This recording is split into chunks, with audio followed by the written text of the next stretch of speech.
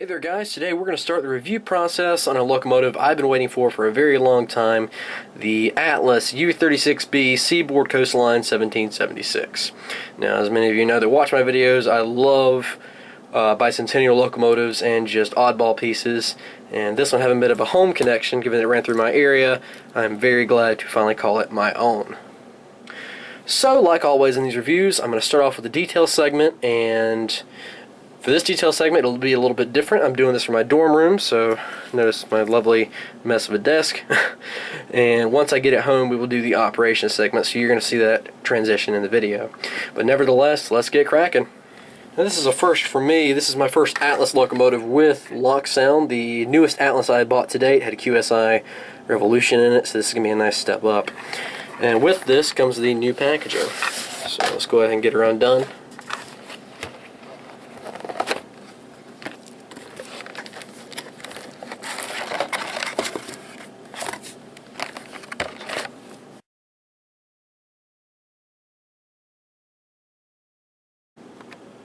Alright, first impressions, this thing is absolutely gorgeous. They nailed the details. The paint looks phenomenal. Now the cool thing is, this is screwed into the base. This has been a thing lately with newer locomotives to prevent moving in transit. So we're going to unscrew it here in a second. So we got two Phillips screws on the bottom that go into the fuel tank. And the engine sits as such. One cool thing to note before I take it off, I think this is neat. Atlas actually gives you a picture diagram of the floodlights that were on the 1776 and the decorative bell. And this is all present in the side packages over here, which we'll go through that later on. So we're going to do just a full rotate around, starting with the front end. This is a very impressive locomotive. So what stands out to me immediately is the clarity of the printing. So we'll flip the deck plate down. You can get a better look at it. They absolutely nailed the Seaboard and United States seal on the front of the nose. Now moving on up, you can see you got separately applied windshield wipers, 1776 on the number boards, and what appears to be, I'm guessing, a silver accent on the headlights. I'm not sure if that's paint chipping or what, but overall, not bad. This locomotive looks fantastic. And up top, you've got a firecracker antenna and a 5-chime horn. Okay, so continuing on, you do have a seated engineer and conductor figure in the cab. American flag printed very crisply on the side. All numbering looks fantastic. I even got on the handrails, the paint application is smooth and it levels out perfectly to the walkway. So yes, I am very impressed thus far with this engine, guys. Not gonna lie. Now we'll take a look at the back.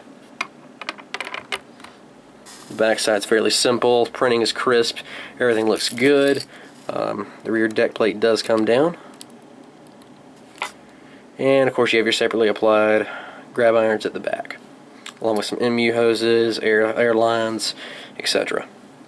Now, one thing I will say, if you're finicky about your model's appearance, one thing that will jump out is that red truck wire right there. It is just the same on the engineer's side. Conductors does not have that issue. It is black, of course, but if you're finicky about how your locomotives look, this might be an issue. I'm not worried about it. I'm just happy to have this thing, period. But overall, I am very impressed. This is a beautiful engine, and I cannot wait to get it on the track. So there you have the detail segment, guys. Y'all know I like to keep this short and sweet. To me, models are great to look at, but they are more fun when running, and that's what I strive for in my videos. So soon enough, we'll get home and get her on the test track and see what this thing has to offer. Alright guys, so we finally got it home and put it on the layout. So far so good. I did a quick test run. I'm very pleased. So what we're going to do in this segment, I'm just going to start it up, run it by the camera a couple times. I got a freight waiting in the background, so we'll run it around and we'll go through the sound we'll Okay, so first we'll do the headlight, function 0. Nice golden LED there. Gyro light, function 6.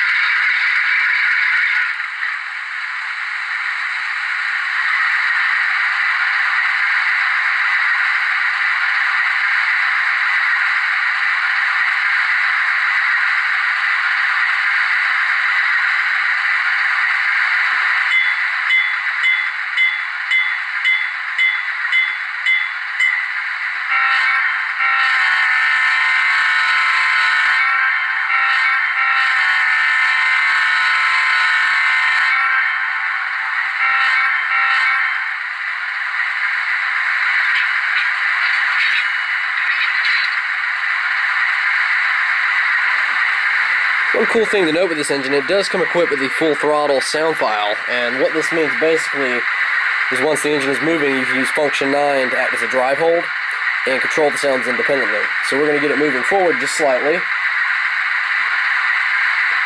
Engage function 9.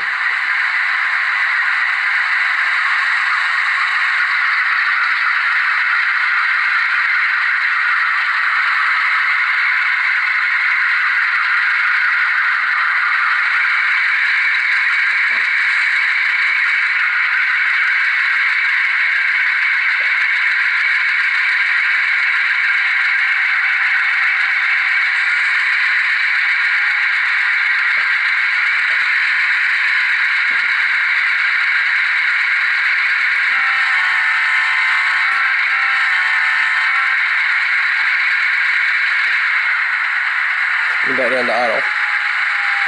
So that's a very cool feature for Loksound.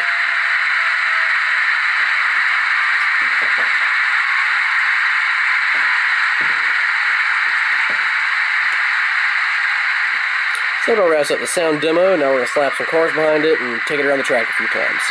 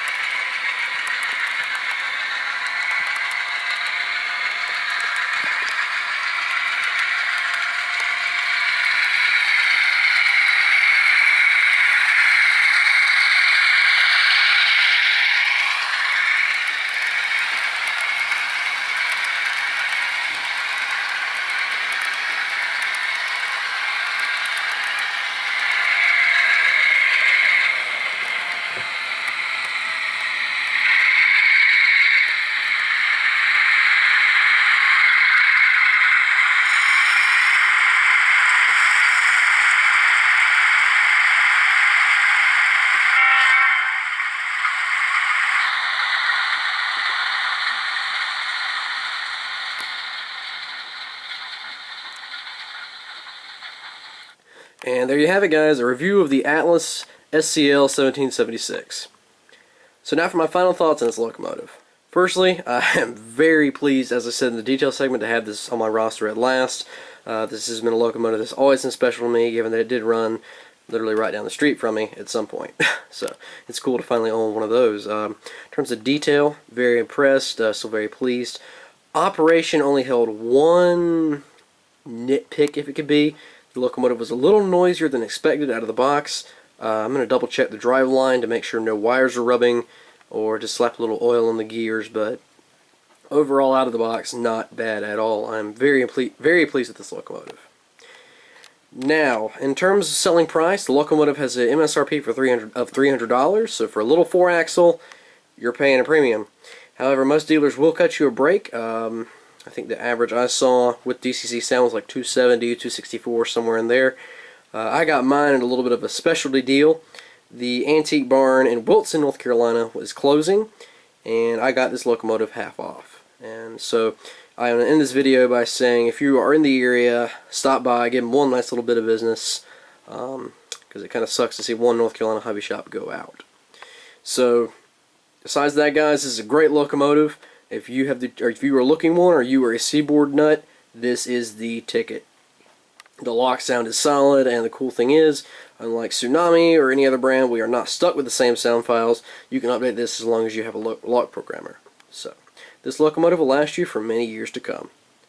And with that said, I'd just like to thank you all once again for watching. You guys have stuck with me for quite a while now, and I thank you all. And if you're new to this channel, thank you for stopping by. Feel free to check it out, see if there's anything else you like. In the meantime, guys, I will see you all shortly.